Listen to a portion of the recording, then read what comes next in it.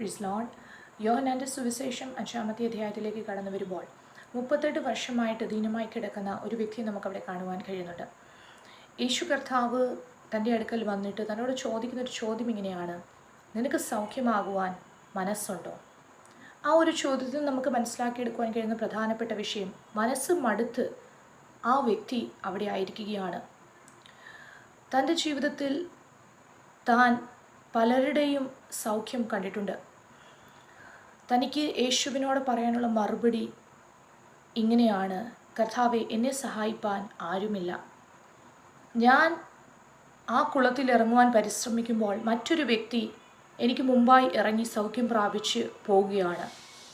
ഒത്തിരി പേരുടെ ജീവിതത്തിൽ വിടുതലുകൾ താൻ കണ്ടിട്ടുണ്ട്. പക്ഷേ വർഷങ്ങളായി താൻ ഒരേ അവസ്ഥയിൽ അവിടെ കിടക്കുകയാണ്. എന്നാൽ തൻ്റെ ജീവിതത്തിൽ വെളിപ്പെട്ട ദൈവിക വിടുതലുകൾ അത് മറ്റുള്ളവരുടെ ജീവിതത്തിൽ പോലല്ലായിരുന്നു.